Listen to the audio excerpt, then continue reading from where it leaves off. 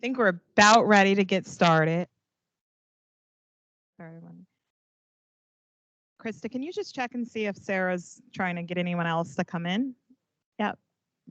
Excellent. Well, good evening, everyone. It's such a delight to see some new faces as well as lots of wonderfully familiar faces. So can you all hear me well? We're good? Okay, wonderful. So I think everyone is in for a really thought-provoking conversation this evening. I have had the pleasure of hearing April before, and so if you have not, then that is a pleasure that we will all get tonight. And just so you are aware, April is a transdisciplinary design practitioner and the curator of the Practice of Democracy, which was the exhibit that hopefully you had the opportunity to spend some time with for a few minutes before we came in here today. It will be here at the community college for another couple of weeks, and so we invite you to come back to bring people with you. Now you really can give people a curated experience, because after this evening you will have a lot of context for it. So that'll be great. And April's work is really rooted in her personal and her professional journey, as you will hear from her shortly.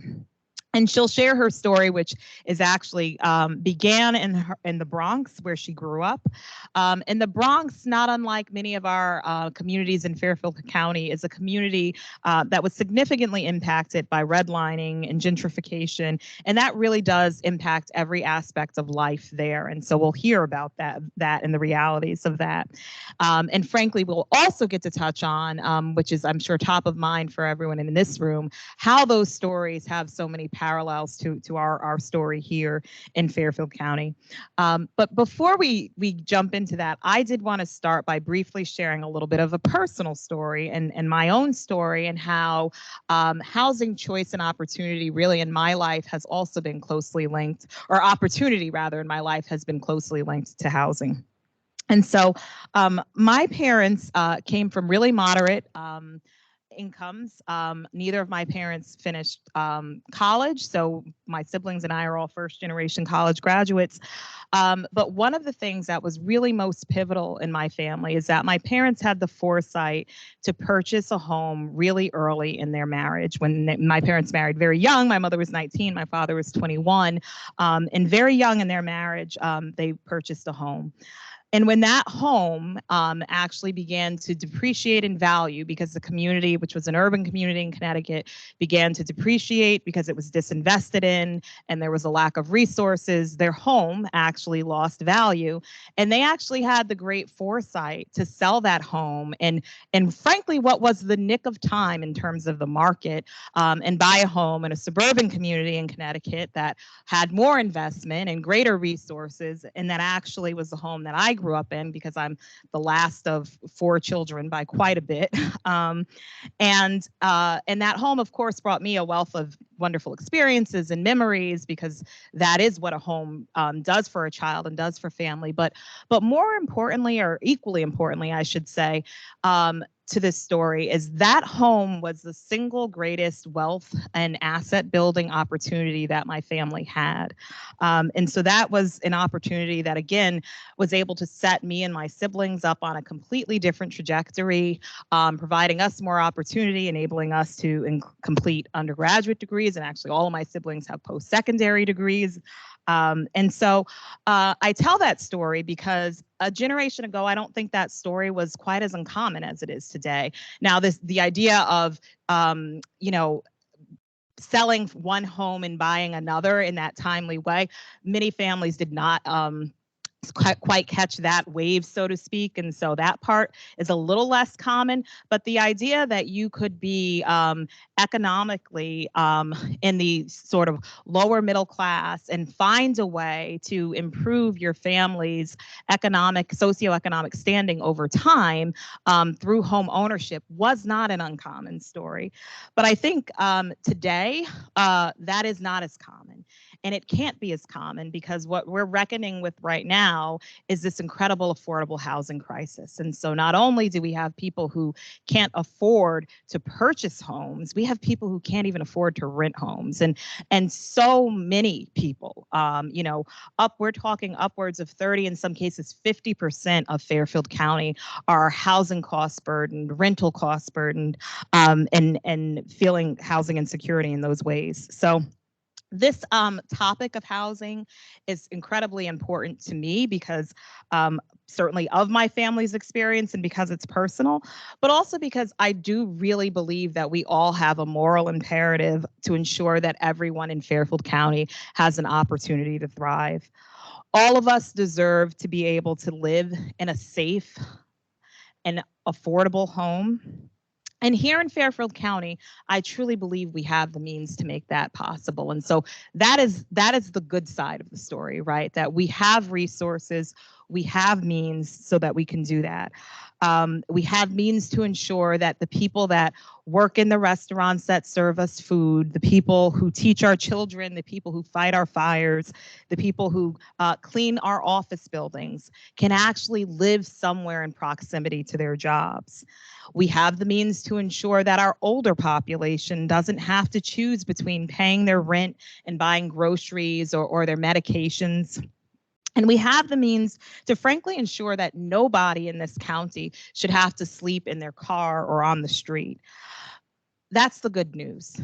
The news that's a little more sobering, I think, is that there is a question about whether we have the public will to actually do something about this issue in this county.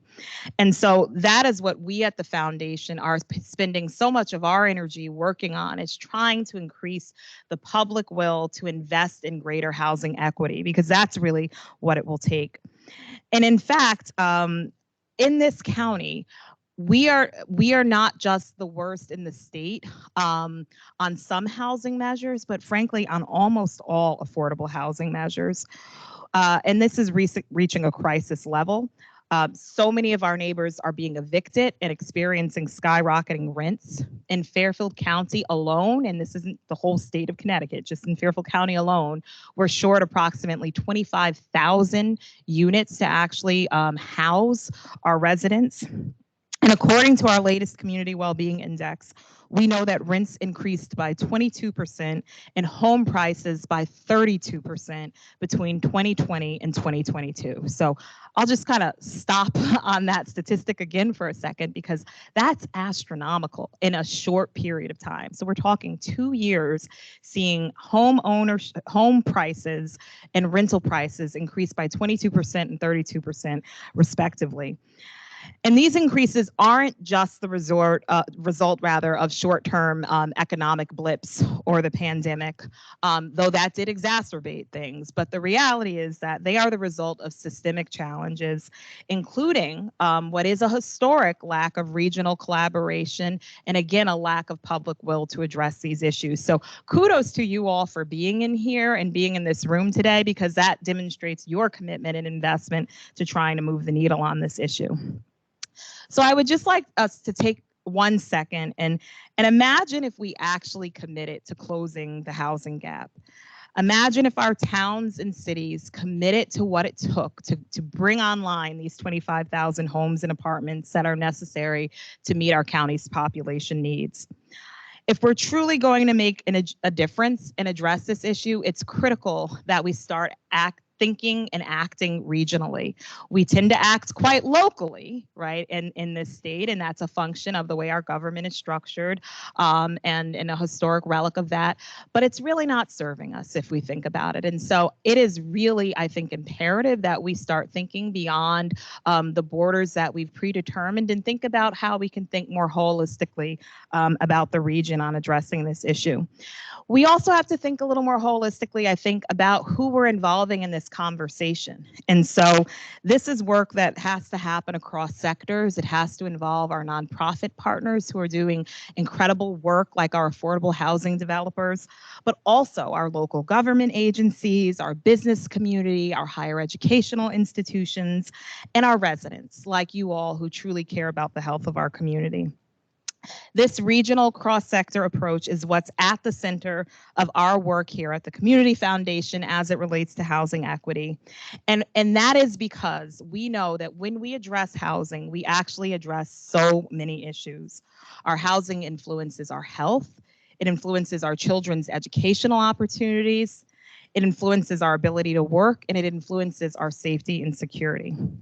So all of this brings me back to where I started my conversation with you all this evening, and back to my childhood home that put me on my path.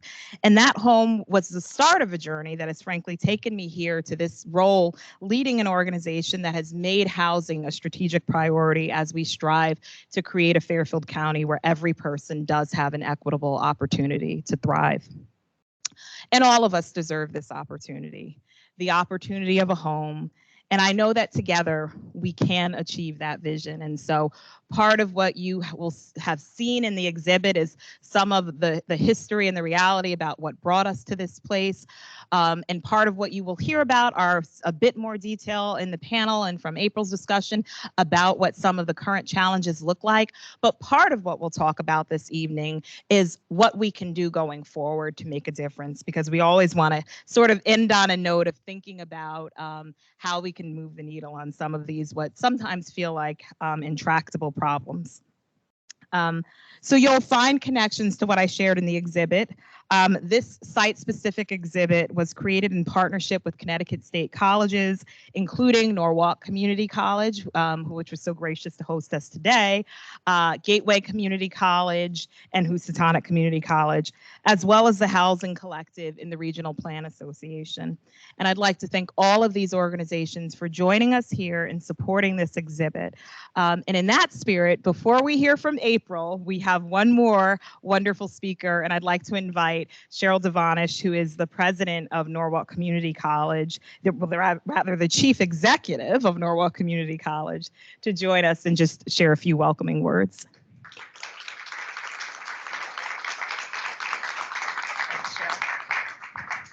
Thank you so much, Mendi.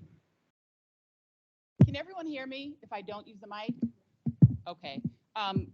Kind of in the spirit of Mendi sharing a little bit of her story, I am originally from the Bronx, so April and I share that in common. I'm a Bronx girl, born and raised in Edenwald Projects in the Bronx. And probably around the age of 12 is when my family purchased their first home in the Bronx, which we still currently own. And so I was sharing before how it has certainly been a struggle just in the way that the Bronx has evolved for my family to really keep ownership of that home. But I really just wanted to take a couple of minutes to just welcome you all here to NCC and to just share about how excited I am to be hosting this exhibit. April, this is the second time that you've come. We had such an amazing discussion last month with our students. And I want to share just two things briefly to really set the stage for tonight's discussion. First, here at NCC, so I have been in this role for about 3 years now. In the last 3 months, we have had to provide housing subsidies to 80 students who are at risk of being homeless. This year was the first year that we have had actual staff members who are employed full-time at NCC, work for the state of Connecticut, who are housing insecure because they are surfing someone's sofa, coming here to work early. They come at about 7 o'clock West Campus, where we have a locker room, to shower and get dressed and report for work. It is the first time that I have ever experienced that during my time here at NCC. And so I want to just share that one kind of fact or tidbit in terms of our conversation today. The other thing, it really was a comment from a student who came, who shared this last month when you were here, April. I'm not sure if you remember, young Black woman who sat in the last row. And she shared that she is from Bridgeport and she travels every day to class here at NCC. And as she's looking out the window on the Metro North train, she can't help but feel like there are opportunities that are so close yet so far away. Because as she passes Bridgeport and Fairfield and Westport, and she sees the changes in the landscape. And so I wanted to share that just because I feel like it sets the perfect tone and setting for our discussion today. And also because it was something that stood out to me, because I'm sure that those sentiments are sentiments that are shared by many of our students here, but also many of our community members. And so just wanted to kind of leave that with you, hopefully because I know, if you've already walked through the exhibit and from our discussion tonight, you are going to be challenged to think critically about some of the things that you have learned, but also hopefully think creatively about how we can move forward for all of the citizens of Connecticut. So welcome again. We're so happy to have you here at NCC. April, I'm gonna turn it over to you.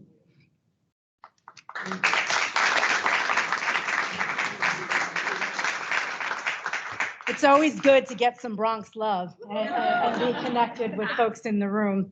Before I start, I really do want to give a gracious and big smile of appreciation to those of you who had the courage from so many of the different foundations that really made this exhibition, traveling through Connecticut, first Bridgeport, then New Haven, and now here in Norwalk, possible. It's such a relevant conversation that we need to have, particularly in this moment that we are in. Just give me a second while I play technology here.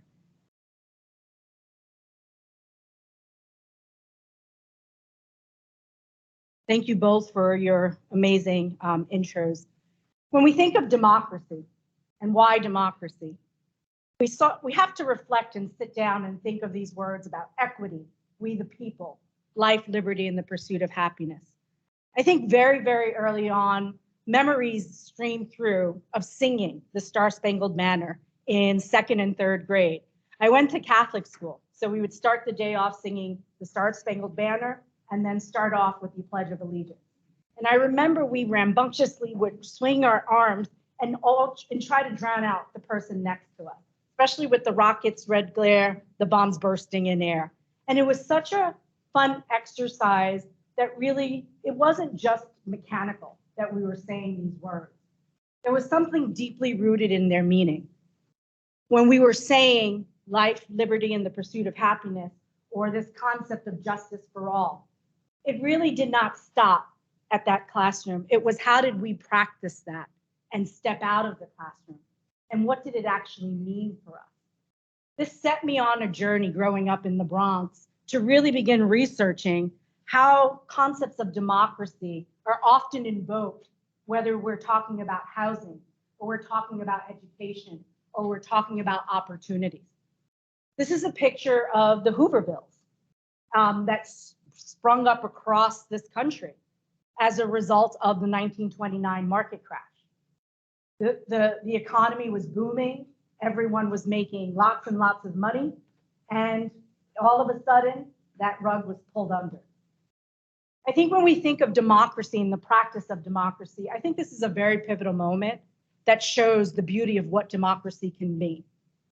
We see that FDR stepped up to the plate, along with many others, to make compromises, to understand that the conditions of America threatened the pursuit of democracy.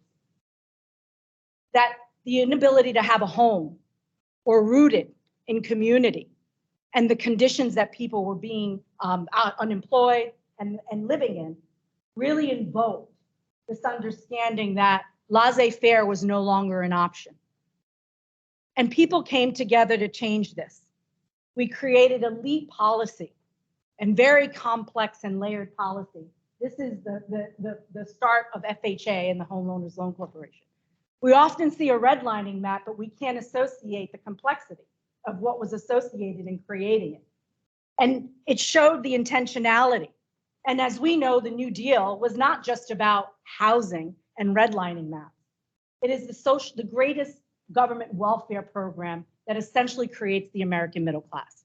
Without the New Deal, there would be no American middle class. It put people to work, not just for building homes, but building infrastructure. And we had the greatest art program that came out with the Workers' Progress Act, WPA. It really mobilized not just talking about a unit of housing, but the ecology of housing. And every speech that was given from anyone, whether it was the president or senators, invoked this conversation around the duty of democracy, the moral obligation that we can no longer have the conditions. People burgeoned. It was a successful program.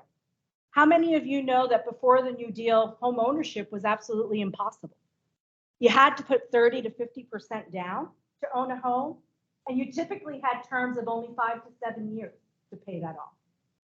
But because we had this market crash, the hemorrhaging began, and people couldn't keep up with payments for those who could afford to buy the home. So when FDR signs the Homeowners Loan Corporation into law and signs FHA into law and puts everyone to work, those very people that are working are the ones buying the home. We go into potato fields or old farms. They weren't desirable at that point. It was the government money that was injected to create these types of suburban communities that made them desirable. So this concept of desirability becomes very, very important to understand even today where we place value in this concept of desirability. But here we've made the American dream of home as pure as American cherry pie. Home ownership and the ability to have that really represented an American value. And again, it creates the American middle class. The wealth generated from home ownership and this type of property in 2045 from the baby boomer generation will pass down $45 trillion of wealth. And it's going to exacerbate the racial wealth gap. Why? Because who got the opportunity to own homes? Our work really begins to look at democracy and all of these factors at the scale of the block. How does equity, we all talk about it, but how does it show up for that student that's traveling from Bridgeport to Norwalk when she sees the visible exchanges and differences in community? How does it work for the faculty that work every single day, full time, and are taking showers in their place of employment? That is, to me, a threat to democracy. And it tells the story at the scale of the block. When we begin at the block and we see the transition over time, this is a Sanborn map. Many of those are created in the early 1800s. We see the transition, just follow the marker of the square. And then you see the complete erasure under urban renewal. It tells you what happened. It tells you who was here. It tells you who made decisions to make this transition possible. This has informed a lot of my work. In the summer of 2015, we launched an exhibition called Undesign the Red Line that takes all of this language from the New Deal, that takes all of this language around the stories of the block. And we used redlining, not just redlining of a map, but we talked about it from the psychological redlining of democratic values. Because there's a psychology that's associated with inequity. It isn't the map itself. It's the thinking that someone sat at a table and created these maps.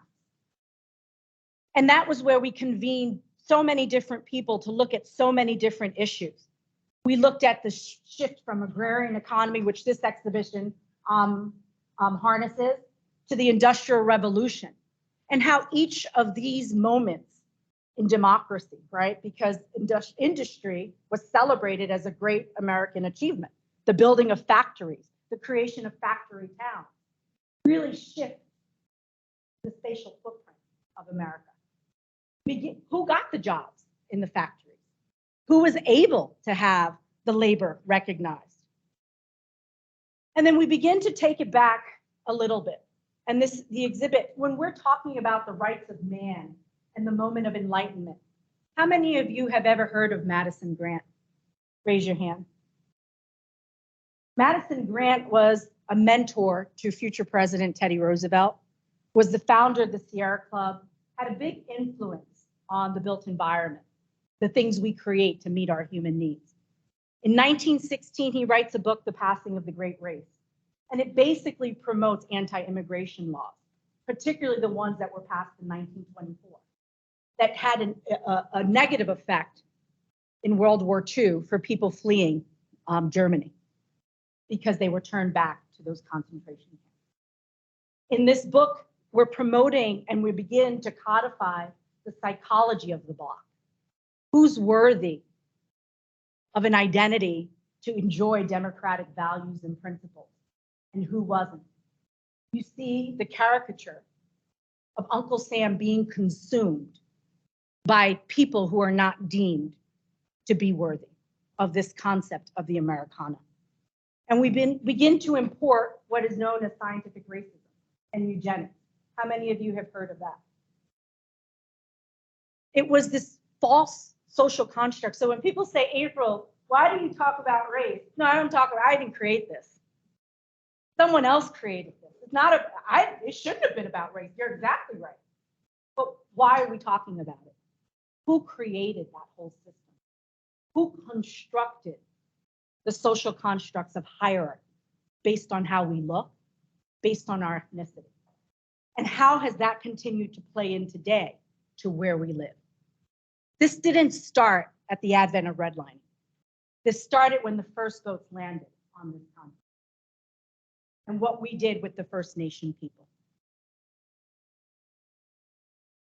Then we see, prior to redlining, what you are called municipal ordinances. This is Mayor Mahul. Mayor Mahul is the mayor of Baltimore, who begins to constrict and confine. He basically incorporates sundown laws as well as municipal or restrictive spatial footprints. So if you were of a certain identity, you were prohibited from moving. This didn't have anything to do with redlining yet, right? But it was a practice that really begins to create the spatial footprint of this country. And you can read the quote for yourself, that even when people had the opportunity to move in, when it was affordable, you could not do so because of municipal ordinances. And then we have our friend Homer Hoyt, who is celebrated for the sector theory of planning, how we plan many of our cities. And it's a little blurry, but if you see the language, the districts that we create toxic industry is the districts we've confined what they call, quote unquote, low-income residents to. In his dissertation in 1933, he writes, what are desirable, or what are detrimental influences, I should say, to the built environment, to neighborhoods, what identities? If you look, he lists 1 to 10. I'm sure many of us can identify with 1 to 10 here of who's considered detrimental in this concept of land value. So that means if any of these ethnicities are present within a neighborhood, the land value will decrease. So what do you think that invokes in the built environment? Kumbaya design? No, it begins to create a social norm, a psychology of pariah, of what at all costs we do not want around us. What makes this egregious is someone who's put in a position of authority to steward the ideologies and principles of our democracy now becomes the chief economist of the Federal Housing Administration. I don't think he hung that hat at the door when he walked into federal buildings and this thinking, this ideology. Of course, he brought it in with him. And then you see what? The redlining maps. 239 of these are created throughout the country. And it basically has 4 color codes: green, followed by blue, by yellow, then red. Yellow would become red in 2 to 3 years, but red was considered hazardous based on who lived there. You would think it would be housing stock quality, transportation, all of these factors.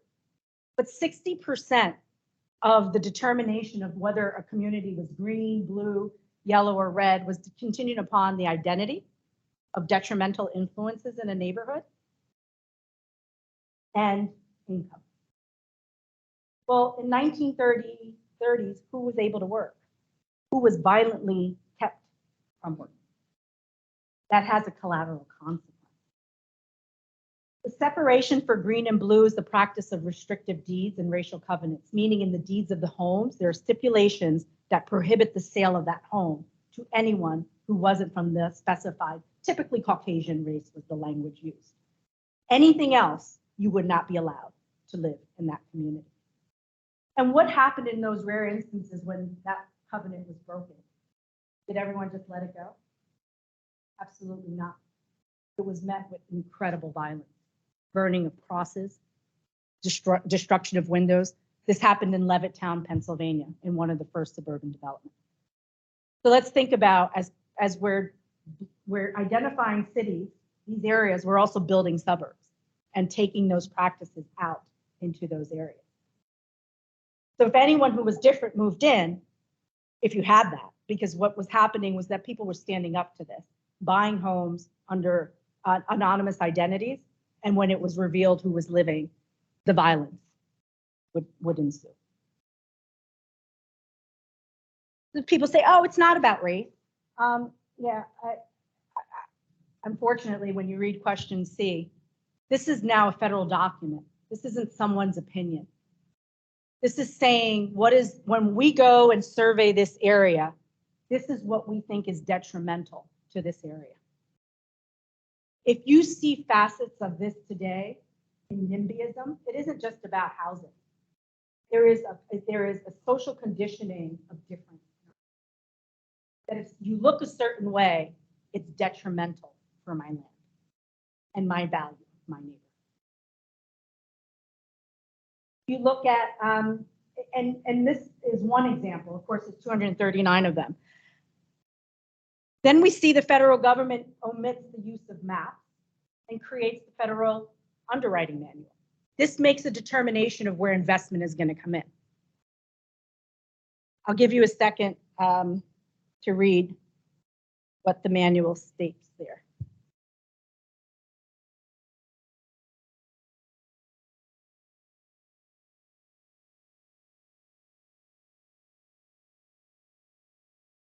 A change in social and racial occupancy generally leads to instability and a reduction in value.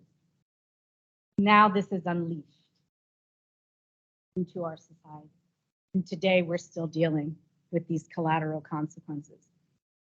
This is the FHA stating where they're going to put investment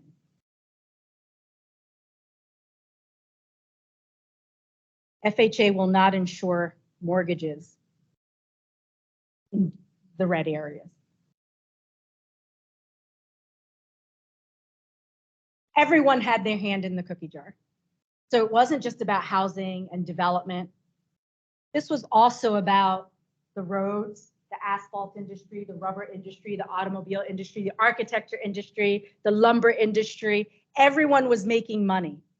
And as Richard Rothstein highlights in his book, even when people were able to overcome the many barriers that existed to create integrated developments, then zoning and the local zoning ordinances would just come and change the whole plan.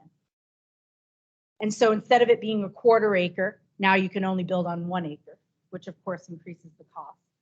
And the house, instead of being 2,500 square feet, now are 5,000. We can't talk about the housing crisis today without taking a little step back to understand how we got here.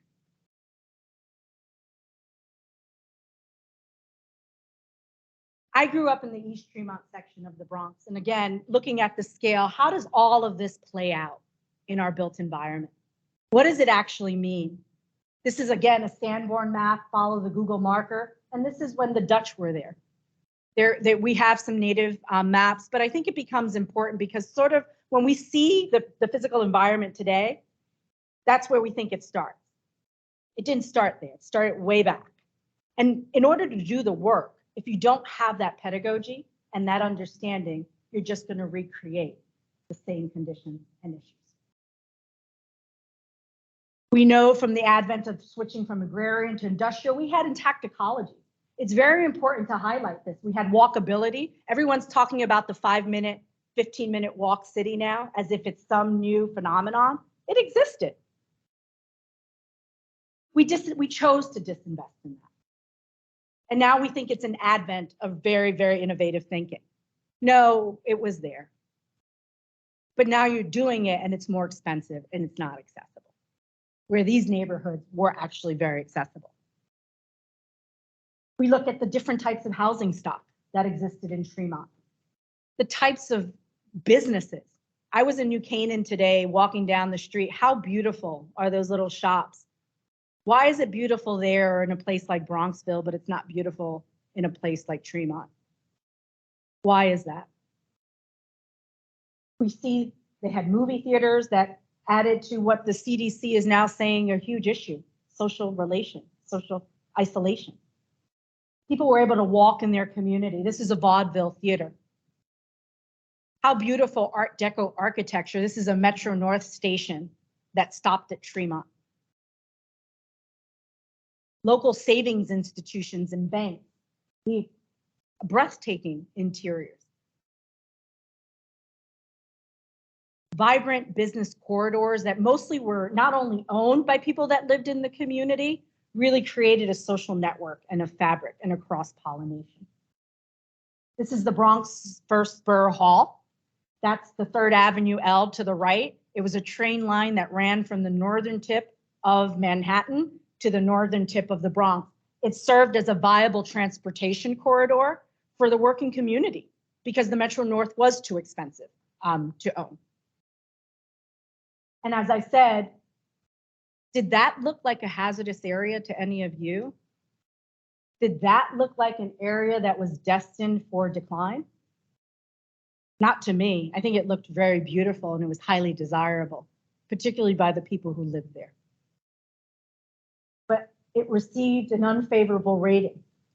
And as it received this unfavorable rating of it being a detrimental area or an area destined for decline, you see what is called quote unquote white flight occurring.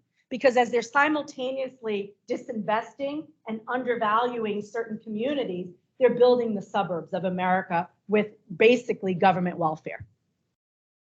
Again, it's government welfare. It wasn't, I pulled my bootstraps up and I got it. You only got it because there were subsidies to get it. And that opened up new housing opportunities for people like my mom, who were living in Harlem, that came and said, here, I can work hard and have an opportunity to have a slice of the Americana. But of course, that 15 to 30-year mortgage, as we saw on the previous slide, was not afforded that opportunity because of my mother's identity. So she still had the 5 to 7 year term on a balloon mortgage that was very predatorial. It's like rent-a-center. You miss one payment, they take it from you, and it became a practice of contract buying. It robs people from so much money, from being able to build roots, because unbeknownst to them, 30 years prior to them coming into this neighborhood, a decision was made that this area was destined for decline. So when she moves in, all those pictures I shared, the house is right here, the second one in from the left, it was an intact ecology. Again, this concept of desirability, even though the terms were very unfavorable. And shortly after she moves in, the Cross Bronx Expressway literally rips right through the community because this is considered slum clearance and urban renewal. And all those X's are all the fires that happened in the Bronx because people were collecting insurance money because they couldn't collect any more rent. So many of the renters who did not own were just left out into the street. Unfortunately, we couldn't move. So fires become normalized. We see fires as part of what's happening. Remember that 3rd Avenue L that was a very important infrastructure for the working class was totally ripped out under Moynihan's policies of planned shrinkage. Rip out, put more money into, as the cities are facing these budget crises and on the brink of bankruptcy because deindustrialization, all of these forces are happening. So now we can't maintain it, so we'll rip it out. We can't build this ever again. The cost is astronomical today to replace this type of infrastructure that served the need. So that meant now longer traveling time because the only other option was the bus. Longer traveling times meant, to your point, Mendi, what it creates. Kids being left alone at home. Kids being left alone at home to what now was a decaying environment. created all of these issues because someone sat at a table and made that decision. And this was the landscape I grew up in. So walk out of your place and see 90% of your infrastructure destroyed. And I want to see the resiliency you have. We come out with CRA as a result of these fires. President Carter comes to the Bronx, but we know that CRA is still not enough today with rising in affordability. We see foreclosure still happening and those safety nets are not there. That movie theater that was once a crown jewel for the community becomes a garbage refusal site. Today, it's a dialysis center. It tells a story. That bank no longer exists, and incredibly poor quality affordable housing was built. That's already in 2 years, the facade is falling down. That train station, the Metro North, no longer exists, completely left. So it's not just it's an intentional disinvestment into a community. Those businesses were boarded up and many have been replaced with 99-cent stores today. This is the home I grew up in because my mother did not have the ability to leave. She invested everything she had into her home. So when all the fires were burning on either side, our choice was to stay in 3 rooms of this house with no running hot water and a kerosene heater. And it was very hard to watch my mother's hope, who had played by the rules of democracy, who played by the rules of doing what she was supposed to do, and that this was the advent of what she was returned with. The home did not stay in our family. It was sold off. A lot of untold broken stories that we have not even captured. And then this concept of just the type of housing stock that we have just left. We could never rebuild this in places like the Bronx. And it's incredibly unaffordable. And as these conditions are happening, now that is the infrastructure that I just shared with you, that we begin to absorb some of the worst epidemics this nation has ever seen. The heroin epidemic, which was heavily criminalized in our community. On the heels of the heroin epidemic, we have the HIV/AIDS epidemic, which my father succumbed to at 49. On the heels of the HIV/AIDS epidemic, we had the crack epidemic. And on the heels of the crack epidemic, we had unprecedented violence. Our social fabric unraveled and it was destroyed. And what were we told as we were standing there? Because I actually personified democracy. I personified democracy on a red cape saying someone is going to come in. Anyone, Americans are going to say, just like we stood up in World War II to a genocide that was happening across the sea, we were going to stand up to the genocide happening in our city. But we were told to just say no. That was what we were told. And the carnage has not even been documented, as I said before. The unraveling that we're seeing today is deeply rooted. Way. And now investment comes back into places like the Bronx. This is a picture of Baltimore, but it's the same condition. We build new housing. We think that that's going to solve all the problems and not understand the deeper systemic issues. And money comes into the Bronx, but the Bronx, there's 62 counties in New York. So all those lots that were built over with all these now new units of housing, we still come in 62 out of 62 counties for health outcomes. So even though all that infrastructure is built, we still don't perform high in health. So that's not going to solve just putting. And not only now are we putting housing, we've created a speculative market because now it's unaffordable to a lot of people. That number will change, 62 being the six, as the demographic shifts and the money comes in. But we've basically put investment that started off again with government welfare, because many of the developers weren't going to come and build in the Bronx without those subsidies. We gave tax abatements. And now who can stay? Because now that enticed the other landlords to say, we can raise our rents too. We don't have to control, and we want to privatize, or we don't want to be part of the program. So we're in the midst of the second redlining, because the places that were once affordable, that needed just some investment that was ethical and morally aligned with democratic values, didn't come in. So I'm going to just quickly wrap this up with, again, back to the story of the block. When we see the facets of what has, and the trajectory that has us arrived to here, a lot of our work really centers around how, block by block, really centers around how to tell this story, how to work with people, and what are the conditions of the block. We begin by exploring neighborhood context, social and community, health and wellness, education, food, and economic stability. If anyone knows, these are the social determinants of health. So at the scale of the block, when we do our work, we begin to interrogate what is the neighborhood and the physical environment. What is the food access issues here?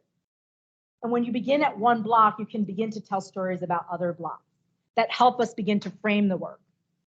We look at what systems are being created back then and today to respond to human needs. How do we access those systems? Just because we create them, as we've heard, doesn't make them accessible. And who's influencing that? When we begin to look at that, it becomes very important to understand who's at the table, back to the earlier point. What are the perceptions and mental models of the people making decisions? And many are well-intended, but just don't know this history. And they'll reinforce paternalistic views on how to design and develop our built environment. They'll still reinforce this hierarchy of human value within the built environment, because we're helping these people over here, instead of how do we come together and begin the healing that's necessary to once and for all deconstruct the social construct, human hierarchy within the built environment. We look at the relationships of those perceptions. Who has power? Who's making decisions? And what are the policies, practices, and investments that yield that?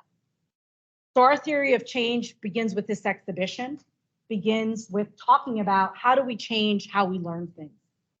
How does the optic of who's sitting at the table having this communication with one another inform a different process? And how does that process translate into the practice of democratic values within our society? So that we can create productive landscapes, as we're saying, what if we actually do this? What can human condition actually be? If we can leave those thoughts, those mental models, and really begin to reframe. So again, this is the exhibit launching as part of this work. We host a bunch of programming, fellowships, pop-ups that take events. We have a digital version. So it was wonderful touring people through the High Line, and they would walk down, scan a code, and they were able to see a block and see what happened over time. Because it begins to tell a different story. And now with all of these visitors coming here, it's not just that it's Hudson Yards. You actually had incredibly diverse neighborhoods with so many different people living together. And now today, it's segregated because of who can afford to live.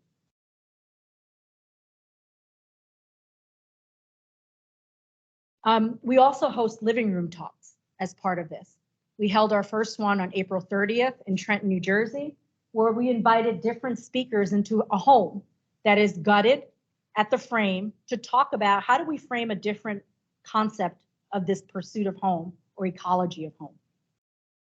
It was amazing to see all different people from all different backgrounds begin to interchange, cross-sectoral, to have conversations again around the psychology of home.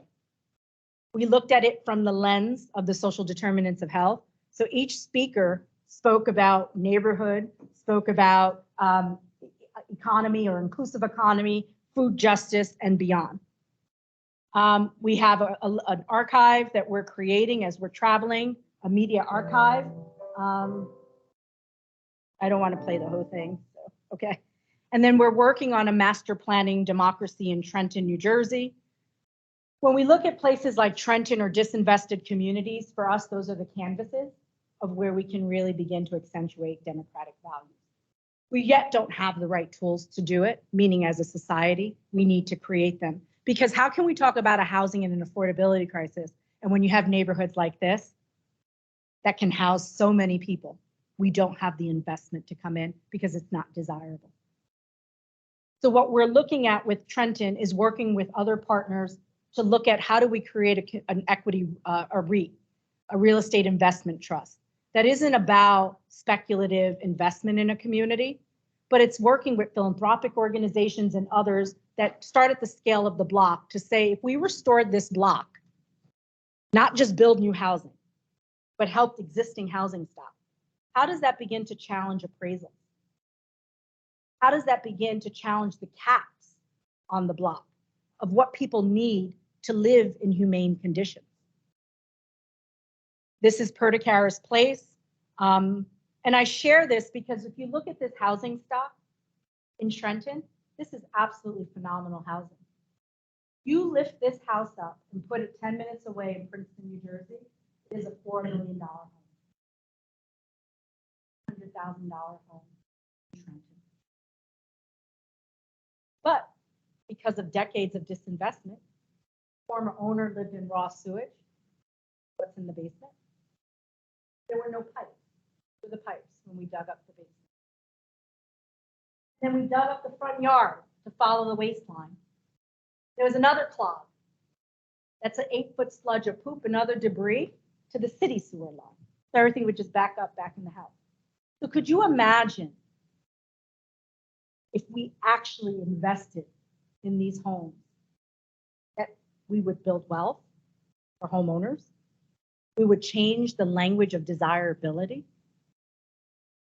We would give people opportunity to own or rent in restored housing. We can change this narrative about the crisis. And it's not going to happen with banks. My husband, who's here, who serves in the military, serves his country, is a federal agent. He and I applied for a loan to buy a home. Based on a very highly scrutinized process, just to get a little letter that allowed us to look at houses. We were approved for $850,000 based on credit, employment. I found Trenton desirable. That's where I wanted to live. Culturally, it's mixed, it's absolutely beautiful, but that's not the narrative. The minute we told the bank, Trenton, because we said, oh, it's 300,000, we could buy, then we could put 400,000, that gives us roots. Bank said, what, where? 850,000 dwindled down to 400. So when we say redlining is over,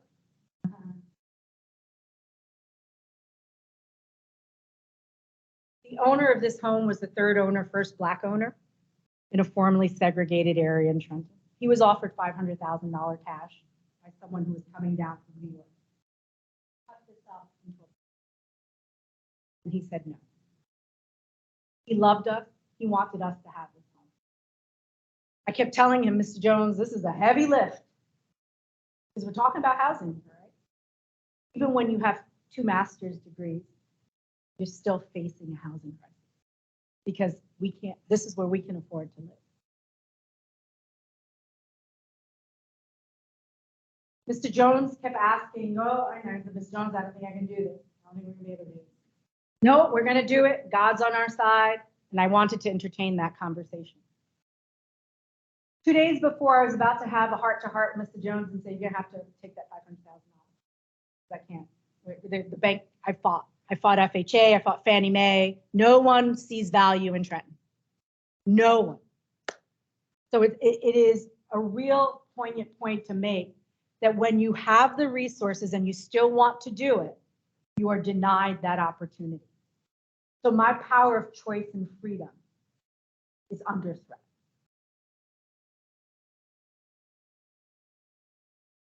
Mr. Jones ends up passing away the day after Thanksgiving. He didn't have the decency to see his home being sold. How do you walk away from a family that is going through that? We went through finally with the sale, December 22nd. And what we're doing is trying to piecemeal. We're cobbling artisans because it's not just about buying a home. Then you have, I am an architect, but you need plumbers, you need contractors that want to do the work and not rob you, right? So we're cobbling this and we're using it as a case study to say, what happens when you do this type of an investment in a community on one block and begin, how is that changing 2 more blocks? And this is our work now. Because again, why is it that we speak, and there's all different types of housing, but there are like so many other houses on this block who are also suffering from raw sewage. But we don't see that as worthy of an issue to invest in. When we want to change the story, we have to change the way we think.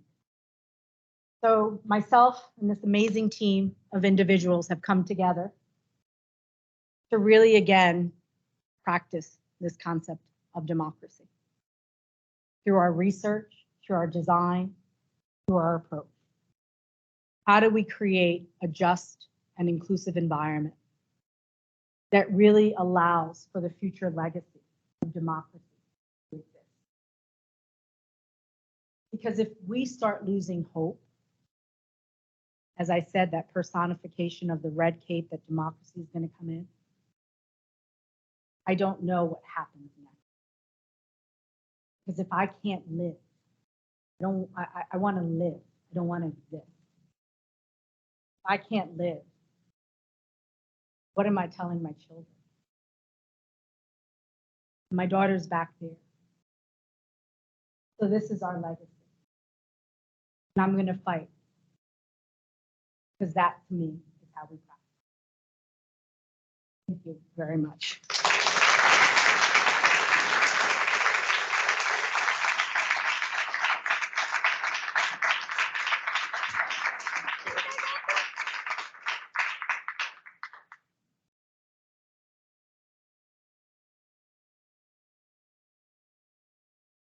There we go. Thank you.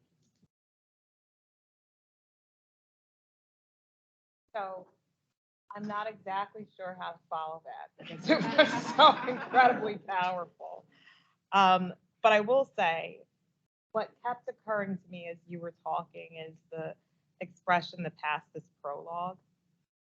And for me, I think I was thinking about a couple things when you were speaking. And the first is that the past is prologue for sure, unless we are deliberate and intentional about doing something to change that. So you walked us through multiple cycles in our history as a nation, as an individual community, where we see the same thing happening again and again. And so I love the fact that you also left us with some specific ways in which you and the folks that you're working with, be it in Trenton or your own incredible personal story and your family, of saying we want to actually interrupt that narrative and we want to find a way to make it such that the past doesn't have to be prologue for us.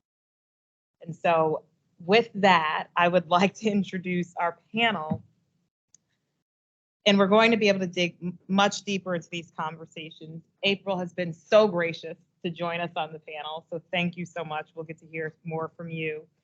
And we've also been fortunate to be joined tonight by Adam Bovilsky, who's the Executive Director at the Housing Authority in Norwalk. And as the Executive Director, Adam passionately believes that decent, safe, sanitary, and affordable housing is a basic human right. Under his leadership, the authority supports over 2,000 low-income families through public housing and Section 8 vouchers. We are also joined tonight by LaToya Fernandez, who is the Chief Diversity, Equity, and Inclusion Officer for the City of Norwalk. An educator, activist, and community leader, LaToya has dedicated her career to teaching students and communities equity and justice.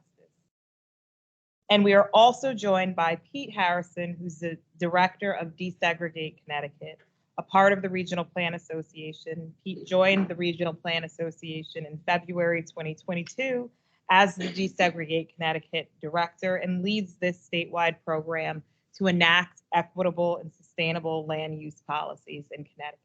And so if you all would join me up here, we will be able to continue our dialogue. And I can't help but say that, you know, my mind is turning and I'm like, why can't we be Trenton? Right? We've got all these wonderful people doing work here in Norwalk. And so it's, you know, what we do here in the county. So I think, you know, I'll start our conversation by saying, in what ways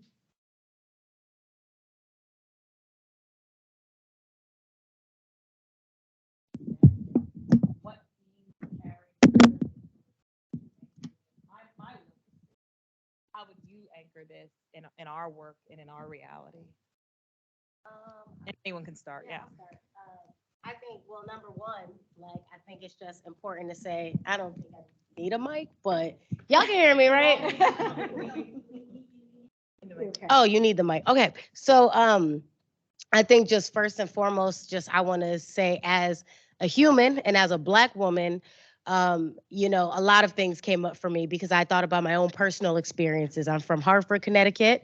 I grew up on Capon and Enfield, the corner of Capon and Enfield Street, and it still looks the same way today that it looked back then.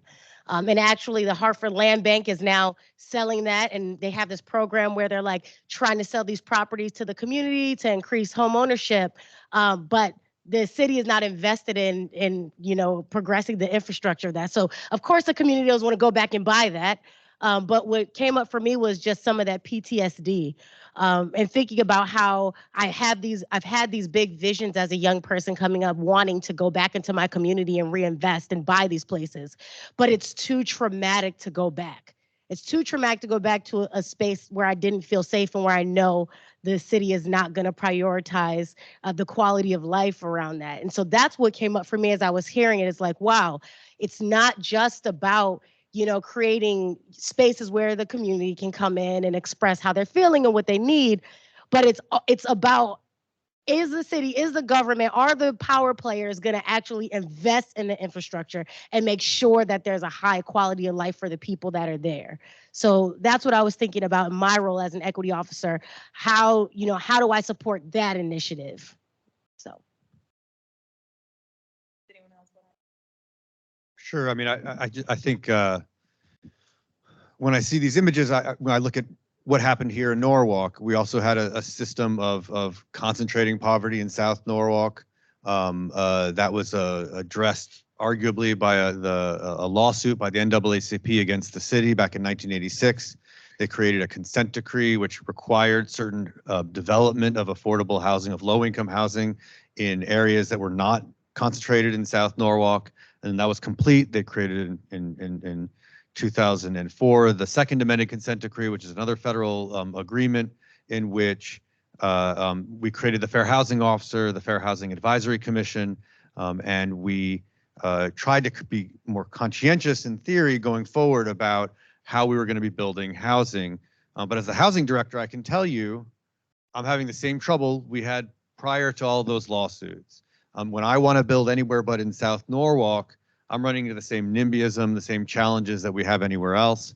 And even when I want to build near my own developments, we still see the same kinds of challenges where we got gentrification going on now in areas of South Norwalk, where my tenants who are working and are looking to move out of public housing to improve their own economic condition can't, because with all the new investment, which is not going predominantly into low-income housing, but rather into housing targeting professionals, young, often white professionals who are commuting to New York.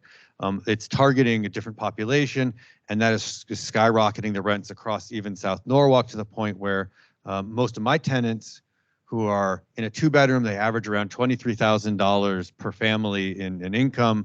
Well, the National Low Income Housing Coalition looked at the data and they said, well, to afford a 2-bedroom in Norwalk, you need to earn about $84,000 now. At minimum wage, that's 3 full-time jobs, right? And since 85% of my families are headed by single mothers, the idea that they're going to either work 3 full-time jobs or that they're going to just, earn $84,000 a year it's just a huge jump up that simply becomes very difficult. So we're in theory more conscientious about it. We're thinking about these issues. The city is very supportive of what the housing authority is trying to do, and in and of itself, they're trying to make a difference. But we're not there yet because we have the same systems in place that have caused this all in the first place. And I'll just add too, going back to April's presentation, I felt anger. I grew up in Avon, probably 8 miles away from you in Hartford, and a world of difference. Just 8 miles away, one town over. And even as a kid growing up, my parents were from Brooklyn. My mother's house was actually torn down by Robert Moses to build the approach to the Verrazano Bridge in the 60s. But a working class Irish community in Bay Ridge, Brooklyn, they bought a house a couple blocks over, grew up there. The stability there versus East Tremont and through the Brooklyn or through the Bronx got me eventually to Avon. And seeing that kind of inequality, and very much in my brain right now, Desegregate Connecticut, we're in the legislative session, and so much of the politics in Connecticut are suburban driven. So how do we tell the story of this kind of inequality in Connecticut, where a lot of the fight is in these suburban communities, and even in Norwalk, the discrepancy between North and South Norwalk. And we had a couple reps here that I guess they had to leave, but I was hoping to talk to them after. But how do we have this conversation in Connecticut where so many of us are coming from outside experiences of this kind of inequality, even though it exists so deeply in Connecticut? It's not abstract, it's not over. And New York City, of course, the big city, I just lived there for 16 years up until a few months ago. So I'm deeply familiar with those issues. And coming back to Connecticut, trying to have these conversations, it's been very challenging. So it's hard to not be angry and come into these communities and have these conversations.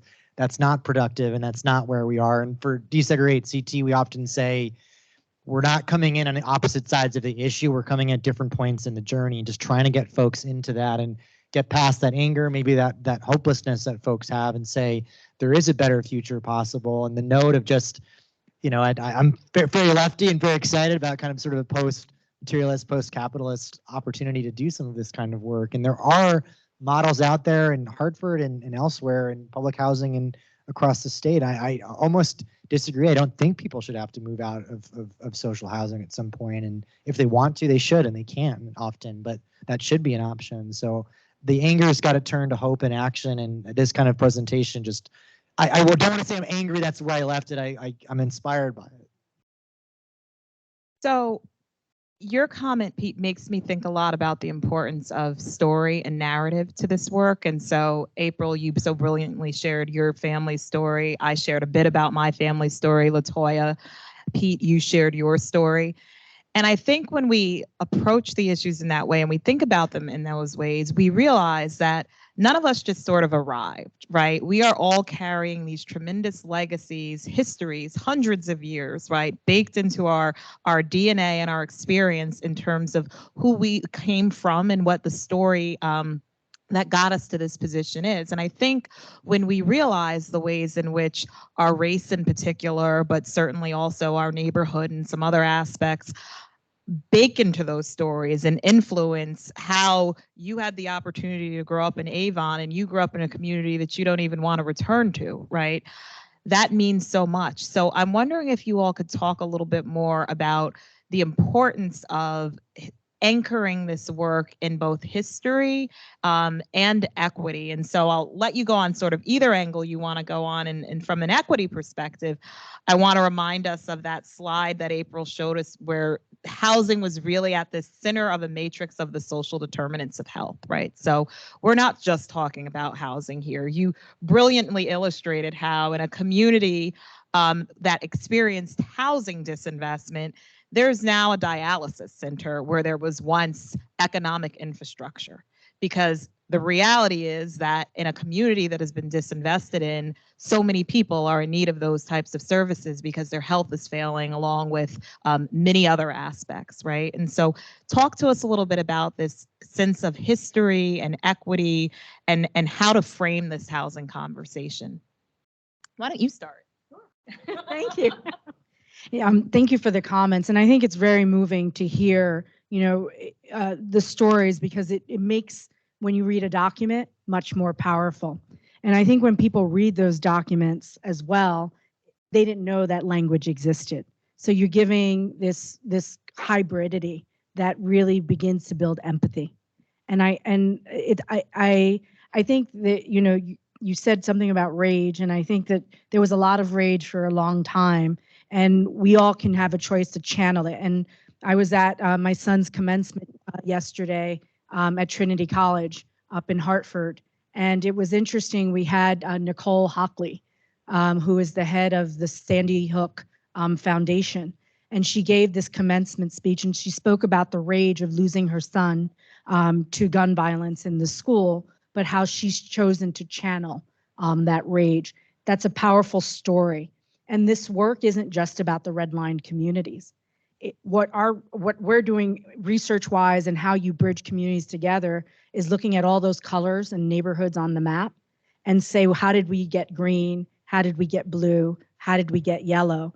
How do we begin to understand that we all have human needs?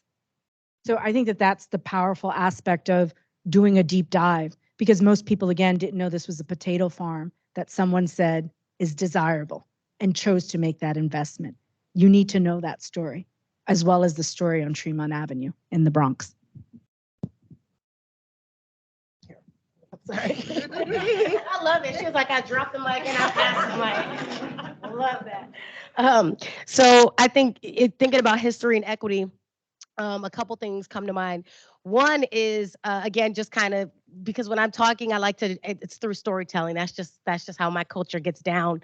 And I think about my two sides of my family, my mother and my father. On my father's side of the family, they're all light-skinned people like me. All light-skinned people. They actually purchased the land that they were enslaved on down in Tallahassee. That land is still in my family right now.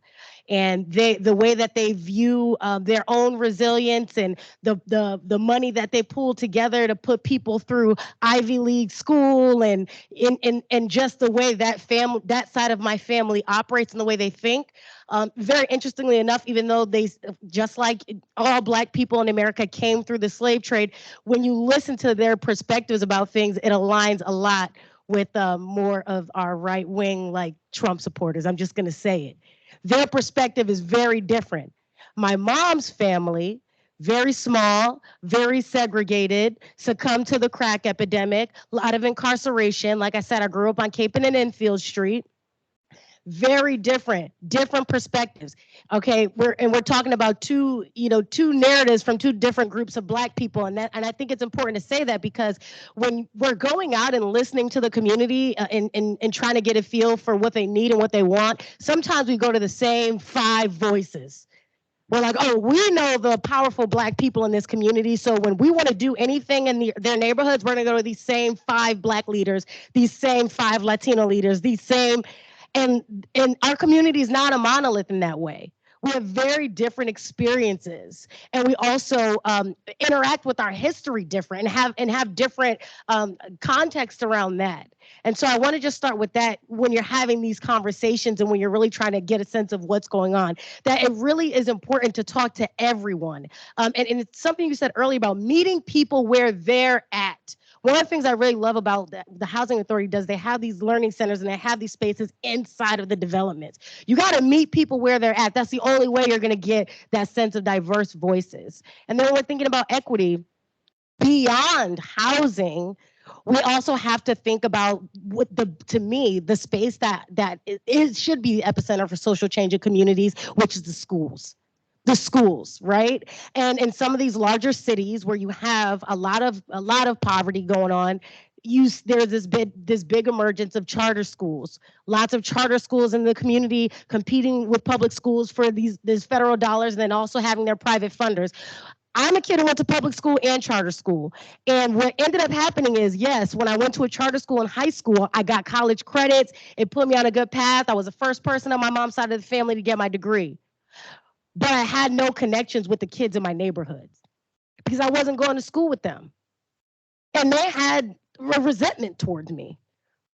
And so when we don't keep the village together, and we say who deserves this opportunity and who doesn't, and we have these lotteries and all these systems that create segregation and colorism in our communities, it makes it really hard. And so we see that with the charter schools. We see that in the more urban communities. We don't see healthy grocery stores. So you've got economic disparity. You've got nutricide, which is nutritional genocide. So people with a ton of health issues, and they're not being educated, they're being misinformed. And then, of course, we have the mass incarceration. I was looking at the incarceration data in the state of Connecticut. And Connecticut is a small state.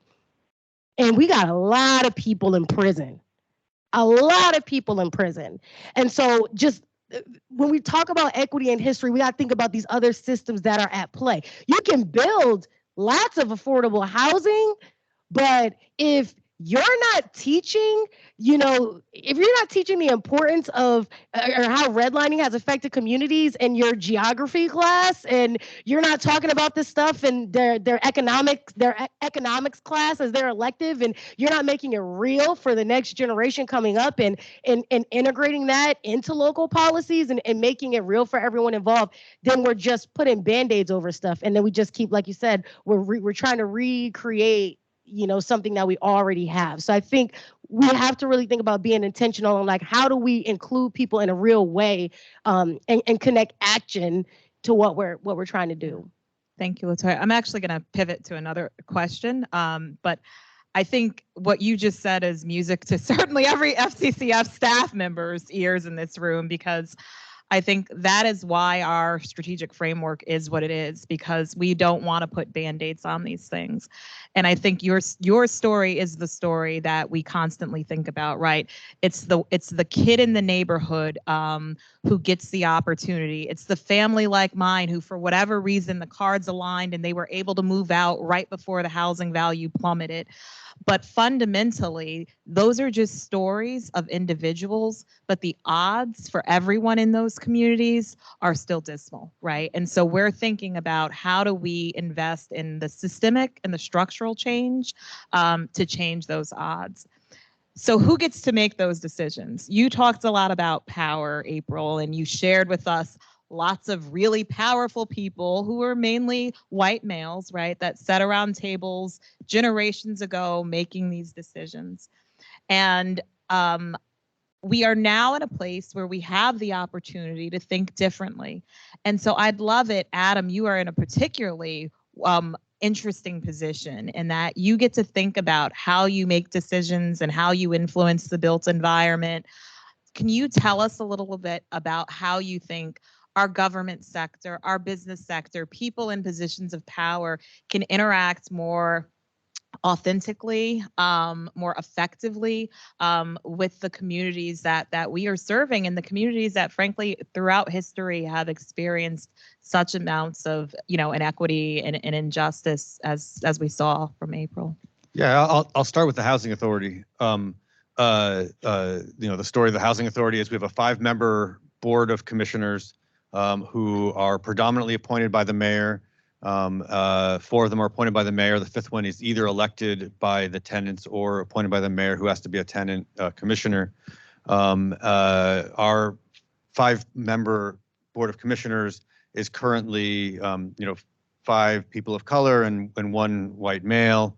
And in fact, when they chose me to be the head of the agency, it was all 5 were people of color at the time.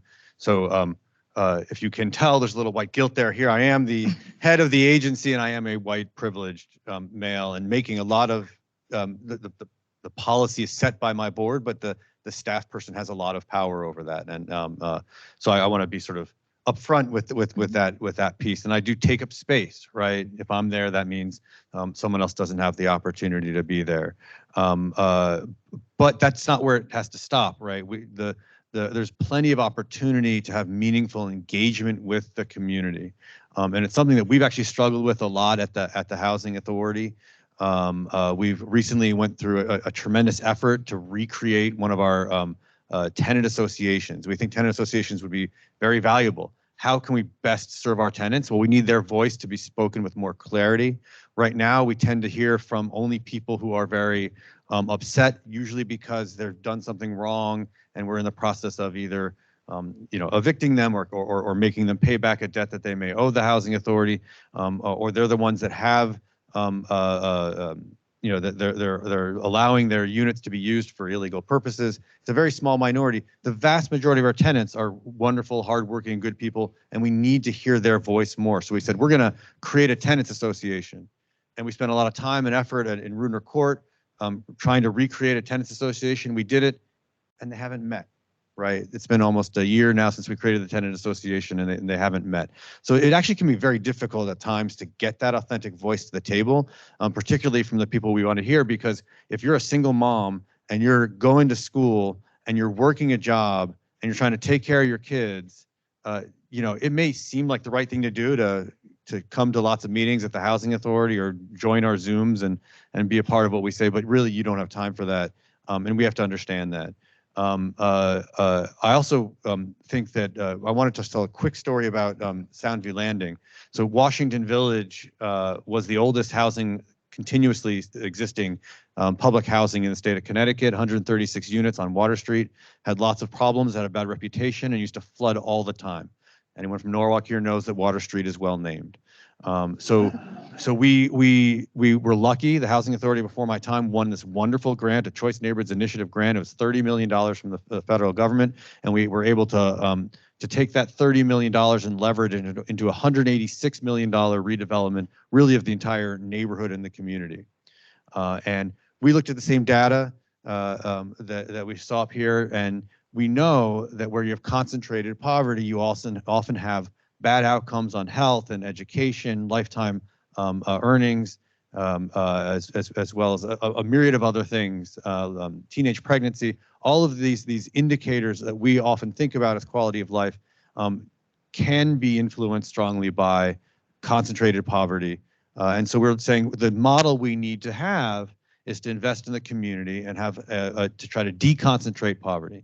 So we took 136 units of public housing, we replaced it with 136 units of low-income housing, but also 137 additional units of 67 units of market rate and 70 units of affordable housing. So we expanded the affordable housing in the neighborhood. And a couple of things happened. One, the tenants who chose to come back, because they had a choice and only 50% returned, the tenants who chose to come back, many of them felt like their community had actually been sort of torn apart, right? They had these there are some problems there. I'm not going to say it's perfect, but the beautiful new building, and the tenant said, you know what? Our kids used to play all together in the courtyard, and now they're not doing it because it's a mixed income development. We don't know our neighbors as well. It's more like a hotel. So even with our best efforts to try to deconcentrate poverty, we actually created some additional problems, and we did such a good job with transforming this formerly negative, with a lot of negative connotations involved in Washington Village. It had a sort of a sketchy name to some extent. When we redeveloped it, it allowed all the luxury apartment complexes to come in, all the developers around us, and they have used us as an anchor to really gentrify that neighborhood. And that census tract, which was a low-income census tract, is now a moderate income census tract. It's no longer a low income census tract because of all the luxury units that have sprouted around us. So hearing from the tenants is a big piece of this, is to understanding where do we go from here? How do we do the next development? How do we try to do it better? How can we keep this community while still increasing and deconcentrating the poverty? Thank you for that. That's super helpful. And then Pete, you and Desegregate Connecticut are real in many ways, I think, on the front lines of figuring out how we, the word you used, April, I'm trying to recall it, basically the residual impact of all of this. You used a better word than I just did, but effectively that, right? So figuring out how we unwind that so that the past isn't prologue, right? So tell us, what are some of sort of the key issues that you feel like you've got to sort of work against, or the challenges that you're facing as you do this work throughout Connecticut and in Fairfield County in particular?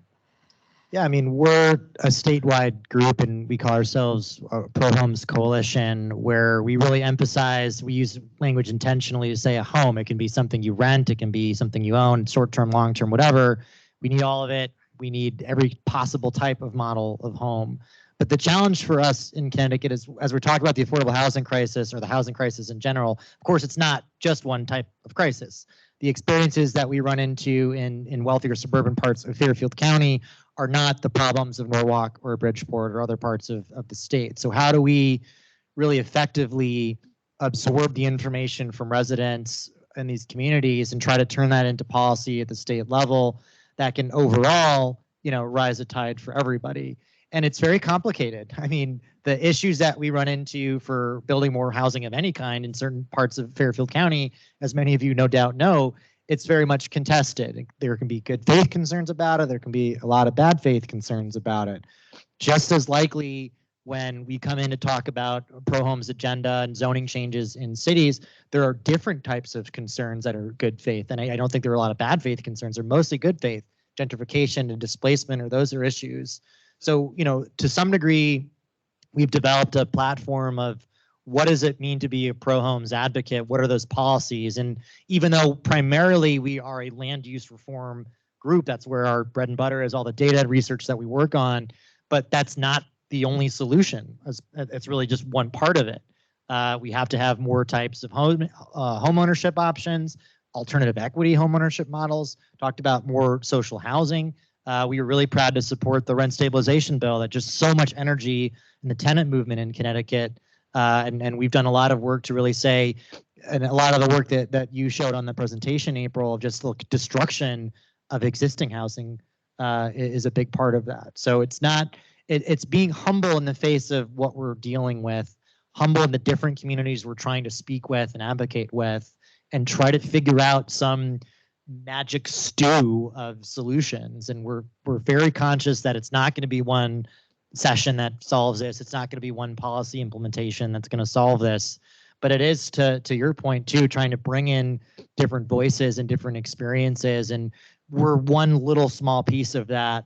And we're trying to do our best on that. But it's a daunting problem, and just trying to figure out where we can be useful. I think we've done a pretty good job of balancing that. But the closer you get into the crisis, the closer you get into the challenges, the more daunting it can feel. But there's also just so many different types of people and all kinds of walks of life in Connecticut trying to solve this at the block level. And that's where the great ideas are. And if we can amplify them and get them up, then there's just going to be a wealth of a dense fabric of solutions that are going to solve this.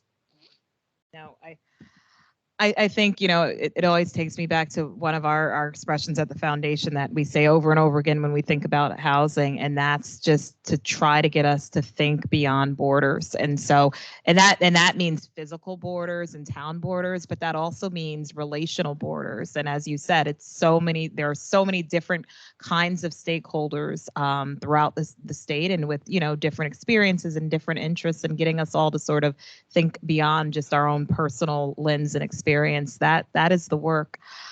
So before I turn it over to the audience, I'd like to maybe land on a more hopefully optimistic note about sort of where we can go from here and what the future of housing could look like should we get this right in the state. And April, you've spent a little time with us here in Connecticut now. I think we met some months ago in Bridgeport, and I know you spent some time in my hometown of New Haven, and now we're here. So I'm not going to let you off the hook on this either, because you've seen some great models in other places. You're leading some great models. So anyone can jump in first, but I'd love to hear just thoughts on, like, what might we be able to do here, and what's just, you know, one area, if you just pick one of opportunity that you see for us? I'll just start real quick on policy, and I'm gonna just say two quick things about it.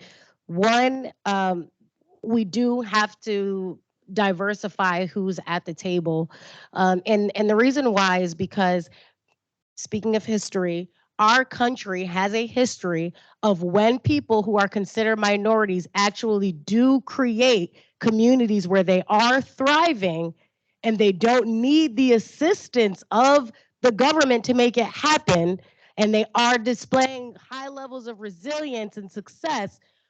We have a history in this country of destroying those communities. And that's directly connected to who is at the table. So that's one.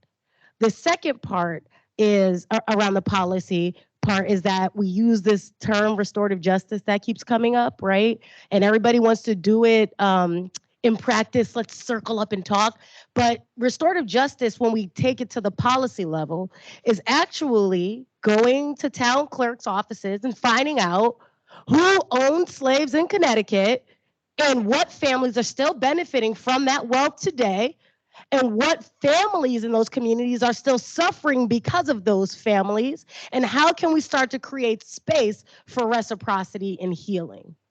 So those are my two.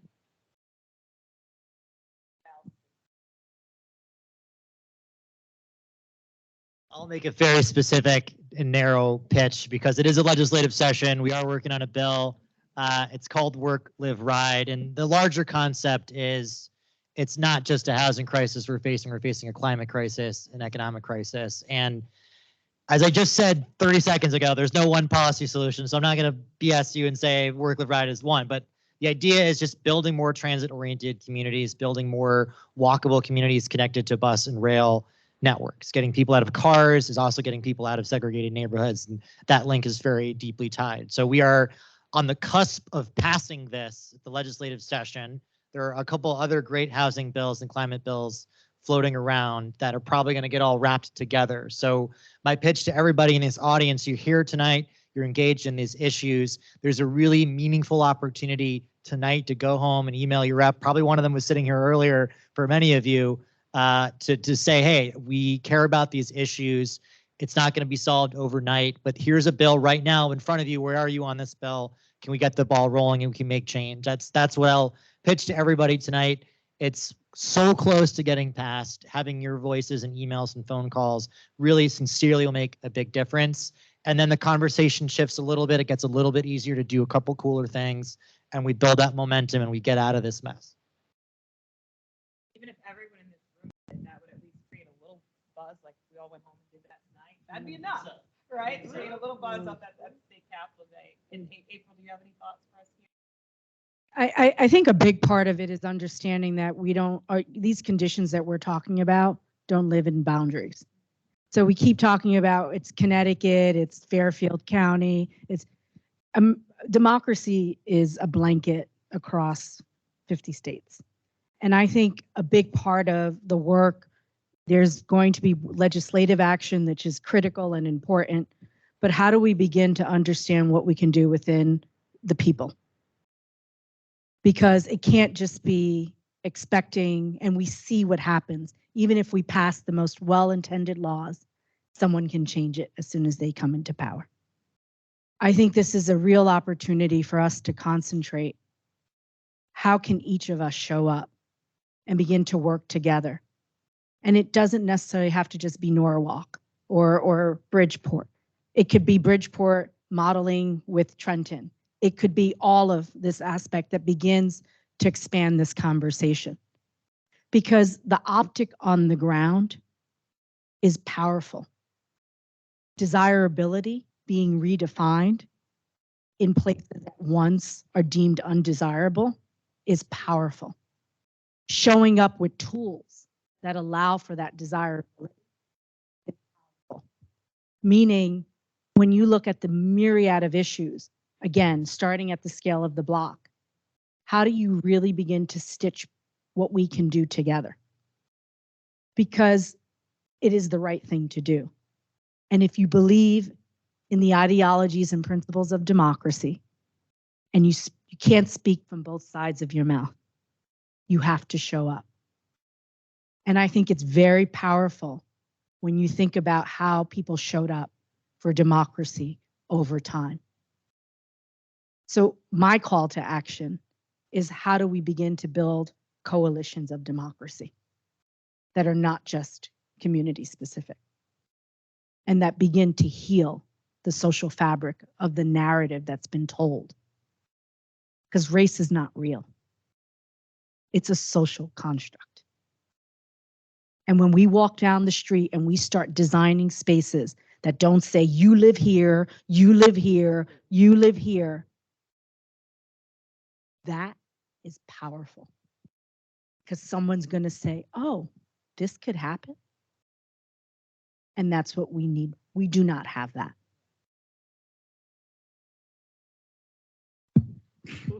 Yeah. Mic drop. She's looking for somewhere to drop it, right? But it starts with, right, what does our Constitution start with? We the people, right? So you brought us right back there, and I think we really do believe that at the foundation too, is that it is going to take a concerted effort and a collective effort of every person that lives in this county to start investing in equity and caring about addressing inequity for us to move the needle. And it really is going to take all of us. So thanks for anchoring us there. Does anyone in the audience have questions for anyone on our panel? We have someone in the front here, Sarah.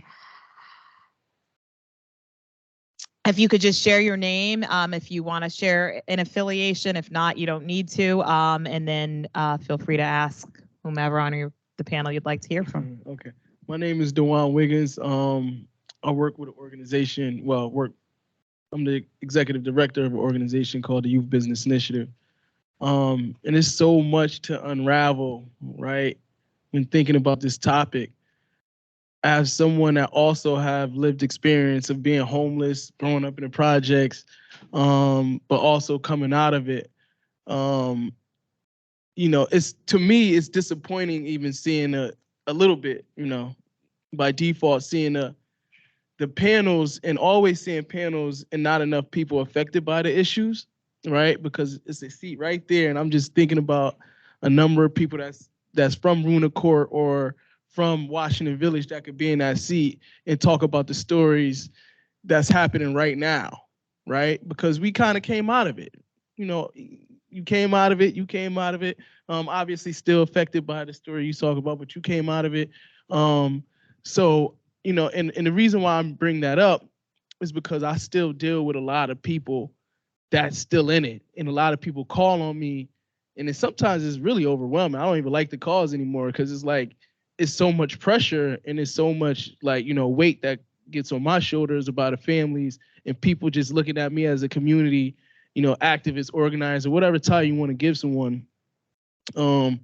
It's extremely difficult, right? And sometimes I literally just stay in my house and just try to just be away, because it's hard sometimes. And to think about all these things and how what you express, it took years and years and years to get there. Like, what is going to really take to unravel all of these things, right? And it leaves you hopeless, because it's like, man, we're not definitely going to be alive when this stuff get unraveled, right? And we're going to still be having these conversations, because it's people just like us that had the conversations years ago, right? So we're like, so kind of back to your questions, like, where do we start? But not only where do we start, it's like, how do we be conscious of, giving people the opportunity? Because you said something, Adam. You said people not showing up. I know why people's not showing up. But if you pay them, I promise you they will show up. Right? And it's simple math. Sometimes we overthink this, right? It's 40 million people, 41 million people, Black people in America, right? If you was to give everyone $1 million, that's $40 million, right? And we think about, what happened in Ukraine is 75 billion, right? Like, sometimes it's simple as here, right? But not only here, like you said earlier, the education component to here, right? It's like here, but these are the things you need to be successful. Understanding, why you're in this position. It took me years to even understand civics or why, I'm growing up in these positions. I'm just in the projects, playing with my friends, but not thinking about systems.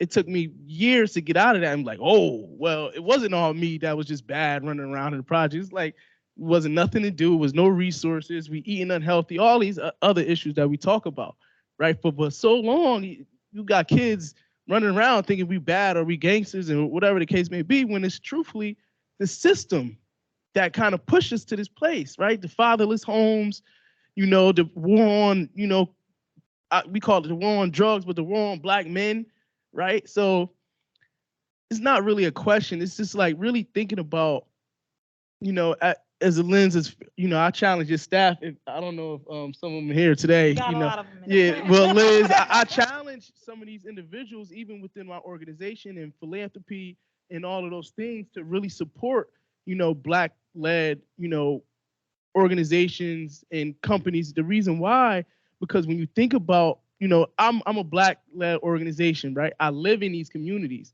So when that money comes and it's funneling through our staff and our communities, we're spending money in our communities. We go into Black restaurants. We're spending money. So economics is flowing, right? But when you continue to invest in these larger organizations and they live in the outskirts but working in these communities, they're not spending their money with Black businesses. They're not spending their money with Latino businesses and so on and so forth. So how economically does that affect the community as well, right?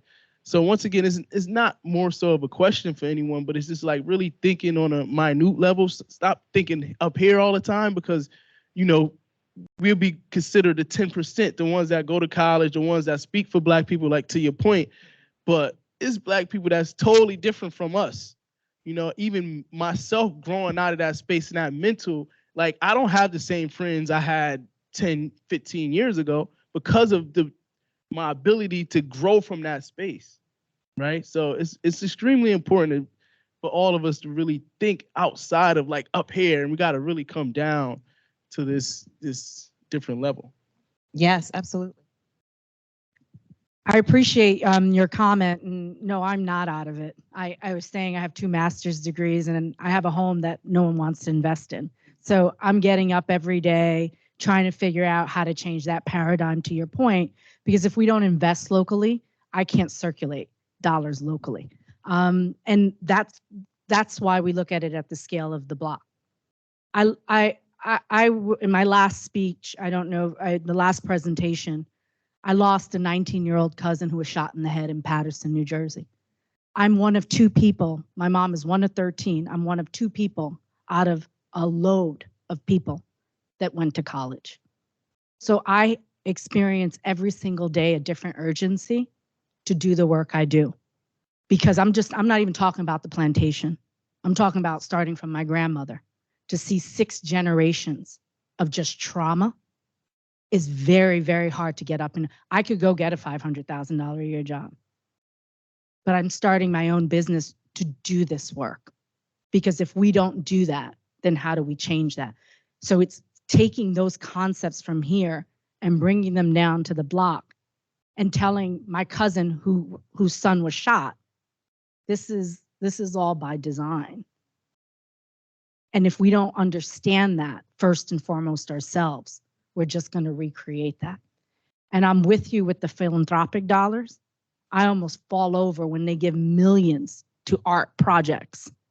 Let the houses, let the businesses be the art that tell the story of the dream, not an embrace that sits in a park. How about you invest on this couple of blocks and watch that dream multiply? So I'm there with you. All right. Time for one more question, if there's one more remaining question. If not, it's okay. One more, yeah.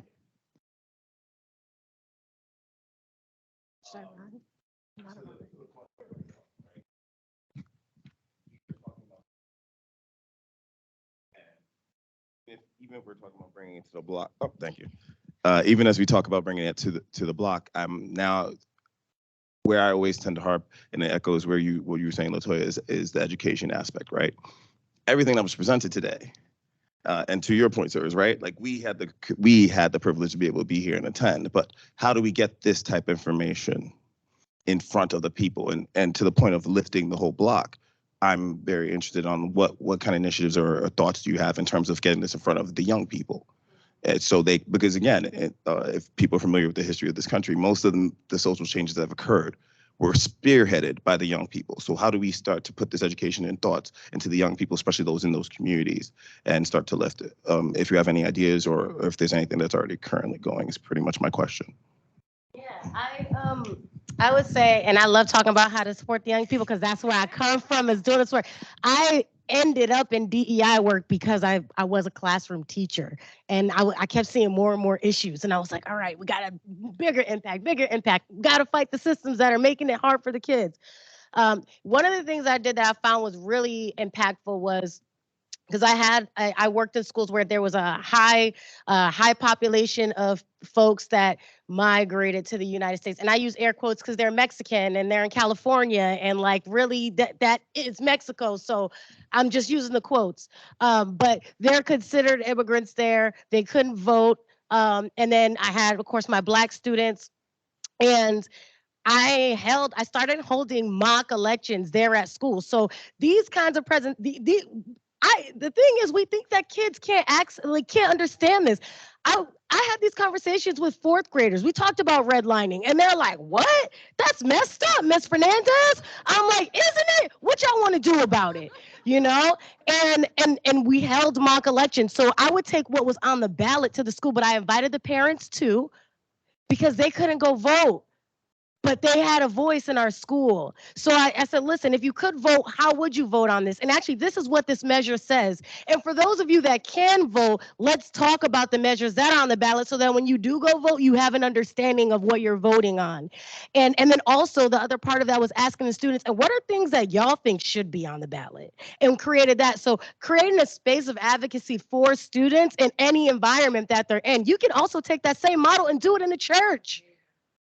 You can do it in the church. So people just need the opportunity to access the information. It's not over their head. They can get it once you give it to them, but you got to give it to them. So I think to answer your question, just go to the young people. We go to the schools with this information and have very open and honest conversations with them about what they want to do. And then creating that connection between them and the older generations, right? Like I think about those young, those young elementary and middle school students sitting and having this conversation with college students and how they can work together.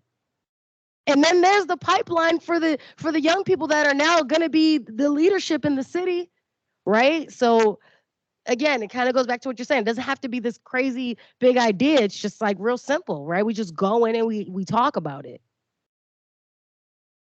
I just want to, there's a couple organizations that do a little bit of that work, like the Center for Youth Leadership it does some good work. There's side by side. There's a school based on a social justice curriculum, right? The whole school's theme is social justice. But I'm actually concerned with sort of some of the basic education. For our youth to lead, you don't necessarily need to go to college. You don't need to have a great education necessarily, but it certainly helps. One example is we have a scholarship foundation. We raise between $250,000 and $300,000 a year. It all goes to the kids. They're not all kids, but it all goes to public housing residents. The ones that go to a 4-year institution, and the high majority of them graduate, and then they leave public housing. They never need assistance again. They don't need government assistance again. It breaks the cycle of poverty. But to get them there is a real challenge. 50% of public housing kids who are in our public school system, 50% are not meeting level expectations compared to 20 to 25% of their peers in the public school system who are not from public housing. So if you're born in public housing, you are twice as likely not to be meeting grade level expectations. That means you're less likely to either graduate from high school or certainly less likely to go to college. And I think that's a real problem. And yes, we need to engage the kids in social justice and in movements and introduce them to that stuff. But we also need to educate them so they have the tools to do that work, starting at the very beginning. And we're not doing that. We're not doing a good job of that.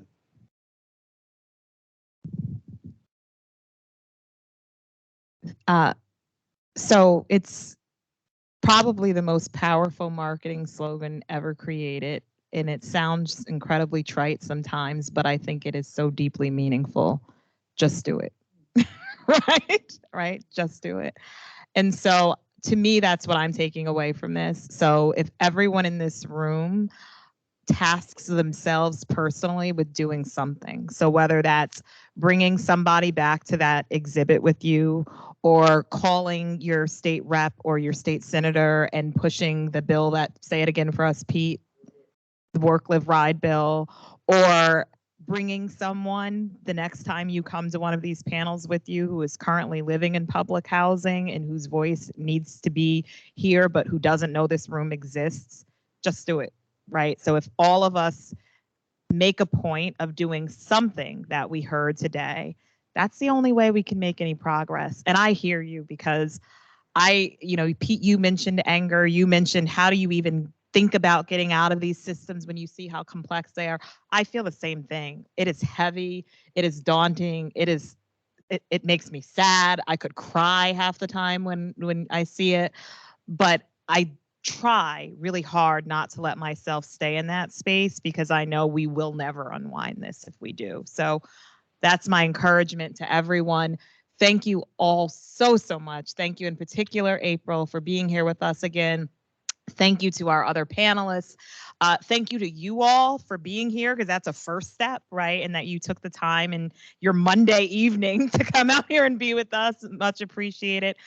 Thank you to our staff at the foundation who worked really hard to pull this together, and to Sarah DeRose in particular, who really worked hard to pull this together. Thank you to NCC for hosting us. And with that, everyone go home and be safe. Yeah.